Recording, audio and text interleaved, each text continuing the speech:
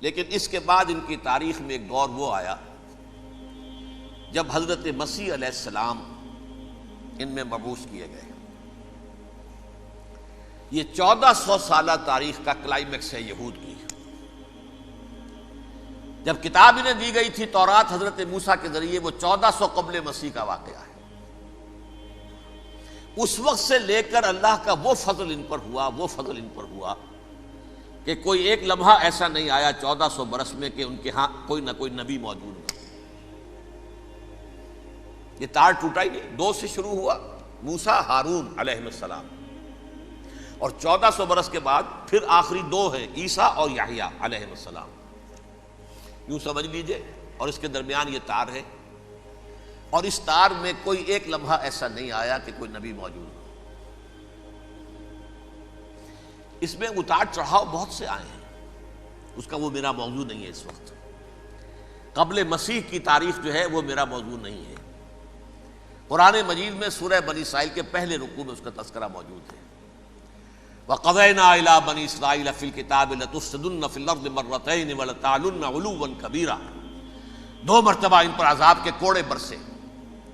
پہلے اشوریوں کے ذریعے سے جو شامی تھے، سیرینز اشوری کہلاتے، پھر بابلیوں کے ذریعے سے یعنی عراقیوں کے ذریعے سے، بیبیلونیا نام تھا عراق کا پہلے، ان پر بہت بڑی بڑی تباہیاں آئیں، اللہ تعالیٰ کی طرف سے عذاب آئے۔ اس کے بعد پھر دوسرے دور میں دوسرا اقتدار کا دور آیا، خربستیاں بڑھ گئیں، تو پہلے گریکس کے ذریعے سے، یونانیوں کے ذریعے سے، اور پھر رومیوں کے ذریعے سے پسوایا گیا۔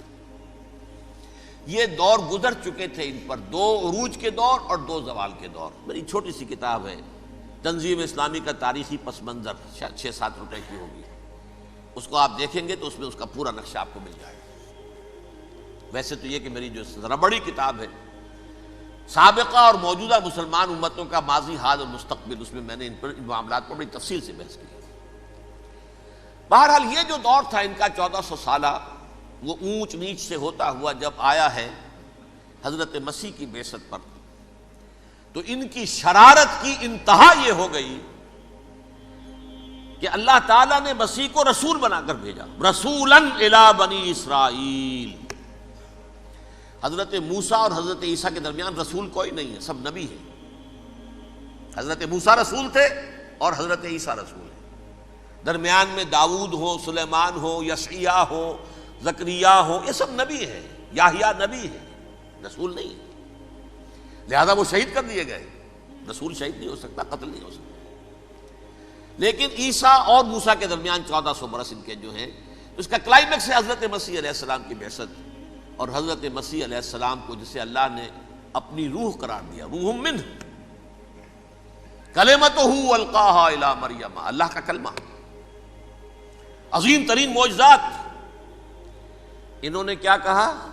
یہ ولد الزنا ہے، حرام زادہ ہے، معاذ اللہ، نقل کفر نہ باشد، یہ جادوگر ہے، یہ مرتد ہے، یہ واجب القتل ہے۔ اصل حکومت اس وقت رومیوں کی تھی حکومت، لیکن انہوں نے انہیں آٹونومی دے رکھی تھی، اپنے مذہبی معاملات تم خود طے کر سکتے ہو۔ تو کائفاس جو اس وقت کا ان کا ہیڈ ربائی تھا سب سے بڑا، اس کی عدالت نے فیصلہ کیا مسیح کو سولی چڑھا دیا جائے۔ پائلیٹس پونٹس، اس کے پاس ان کی ازداش پہنچ گئی، یہ ہمارا مجرم ہے مذہبی، یہ مرتد ہے، یہ کافر ہے، یہ جادوگر ہے، یہ واجب القتل ہے، اسے قتل کرو، سولی چڑھا دو۔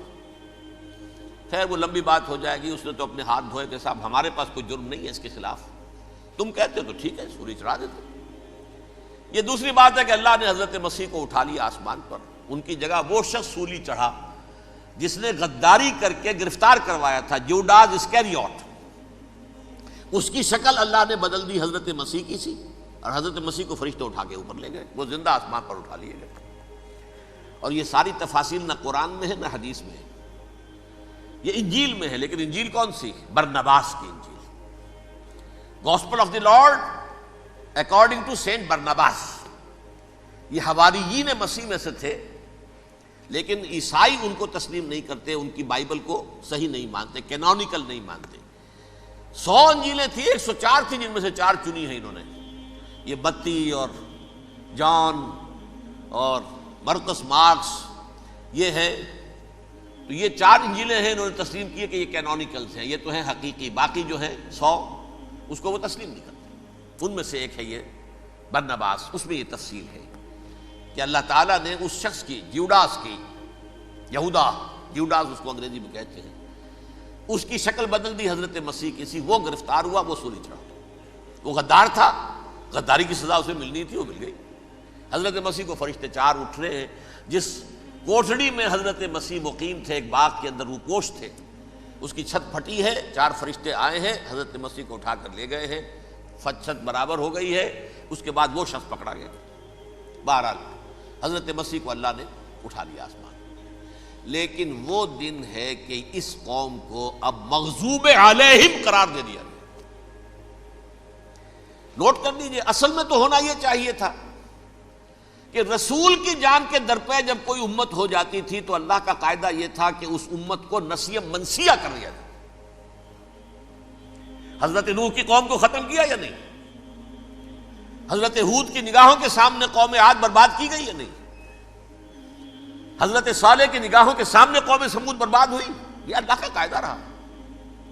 سدوم اور عمورہ کی بستیاں حضرت لوط علیہ السلام جہاں بھیجے گئے، مدین کا علاقہ جہاں حضرت شعیب بھیجے گئے، اہل فرعون جن کی طرف موسیٰ کو بھیجا گیا، سب ہلاک کر دیے گئے۔ کیونکہ رسولوں کے بارے میں اللہ کا نبیوں کے بارے میں یہ بات نہیں ہے۔ نبی آیا، اس نے دعوت دی، جس نے مان لیا اچھا کیا، اپنے لیے اچھا کیا، نہیں مانا اس کی اپنی جو ہے عاقبت برباد ہو گئی۔ دنیا میں کوئی فیصلہ اس کا نہیں ہوتا، لیکن رسولوں کا معاملہ یہ ہوتا ہے کہ دنیا میں وہ اللہ کی عدالت بن کر آتے ہیں، مانو گے تو بچو گے، نہیں مانو گے ہلاک ہو جاؤ۔ تو اس اعتبار سے وہ مستحق تو ہو چکے تھے اس کے کہ انہیں ہلاک کر دیا جائے۔ اب اللہ کی کوئی خصوصی مشیت ہے، اس میں کیا حکمت ہے، وہ ہے ایک حکمت، میں بعد میں اگر وقت ہوا تو بتاؤں گا۔ فیصلہ یہ کیا اللہ نے کہ حضرت مسیح کو تو اٹھا لیا زندہ، اور ان کی رسی ابھی مزید دراز کر دی کہ ان کو ابھی مہلت دے دی کہ تمہیں آخری استیصال، جس کو عذاب اکبر کہتا ہے قرآن، سورہ سجدہ جو حضور ہر جمعے کی پہلی رکعت میں فجر میں پڑھتے تھے، وَلَنُذِيقَنَّهُم مِّنَ الْعَذَابِ الْأَدْنَىٰ دُونَ الْعَذَابِ الْأَكْبَرِ لَعَلَّهُمْ يَرْجِعُونَ۔ چھوٹے چھوٹے عذاب اور ایک بڑا عذاب، جبکہ قوم بالکل برباد، نسیہ منسیہ، کأن لم یغنوا فیہا، ایسے ہو جائیں جیسے کوئی تھے ہی نہیں آباد یہاں۔ لا یرا الا مساکنہم، اب ان کے مسکن نظر آتے، مکین نظر نہیں آتے۔ یہ عذاب اکبر جو ہے وہ ان پر نہیں آیا، حالانکہ وہ مستحق ہو گئے تھے اسی وقت۔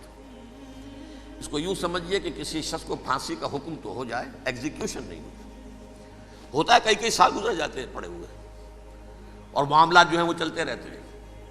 یہ معاملہ ہوا اس کے ساتھ، ورنہ یہ مستحق ہو چکے تھے آخری بربادی تباہی کے، عذاب استیصال، جڑ سے کاٹ دینے والا عذاب، وہ آ سکتا تھا ان پر اسی وقت، لیکن اللہ نے ان کی مہلت دراز کی ہے۔ لیکن اس کے بعد اللہ نے ان کو ایک اور موقع دیا۔ 600 برس بعد حضرت مسیح کے محمد الرسول اللہ صلی اللہ علیہ وسلم کی بعثت ہوئی، اور یہ میں سمجھتا ہوں کہ اس قوم پر اللہ کا اتنا بڑا فضل تھا، اتنا بڑا فضل تھا، اتنا بڑا فضل تھا۔ اب پھر ایک موقع دیا، عسیٰ ربکم ان یرحمکم وان عدتم عدنا، دیکھو اب بھی تمہیں ہم ایک موقع دے رہے ہیں، تمہارا رب تمہارے اوپر اب بھی فضل کرنے کو تیار ہے، رحم فرمانے کو تیار ہے۔ ان ھذا القرآن یہدی للتی ہی اقوم، اس قرآن کے سائے میں آ جاؤ، یہ شاہدرا ہے ہدایت میں آنے کا، اس میں داخل ہو جاؤ، محمد کی تصدیق کرو صلی اللہ علیہ وسلم، دامن محمدی میں آ جاؤ، اب بھی ہم تمہارے گناہ بخش دیں گے۔ لیکن نہیں، اس قوم نے حضرت محمد صلی اللہ علیہ وسلم کی دشمنی کی کمر کس لی، اور اب یوں سمجھیے اس تاریخ سے لے کر آج تک یہ گٹھ جوڑ ہے۔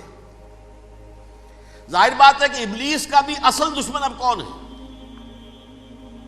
یا ہدف کون ہے، ٹارگٹ کون ہے؟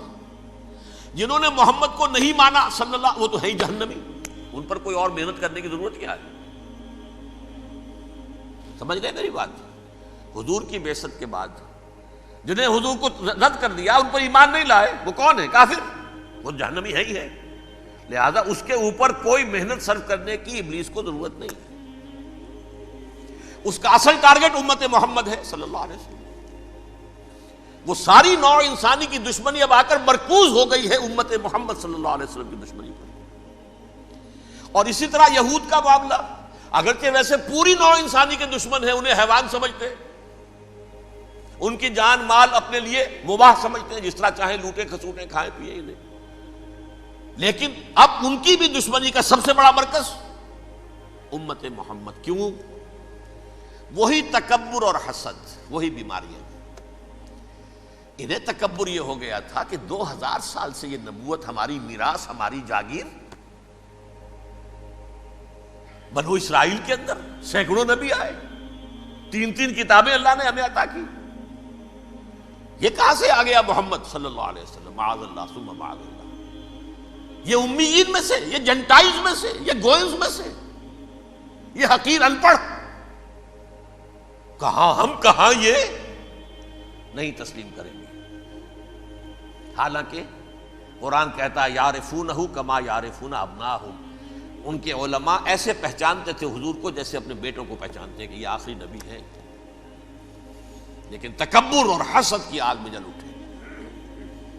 اب ان کے بھی دشمنی کس سے ہے؟ محمد اور امت محمد صلی اللہ علیہ وسلم۔ یہ گٹھ جوڑ ہے۔ اب دیکھیے، یہ ہے میری گفتگو کا اب تک کی گفتگو کا حاصل، یہ گٹھ جوڑ، ایک غیر مرئی دنیا، انویزیبل دنیا کا ابلیس لعین اور جنات میں سے اس کے لشکری فوج۔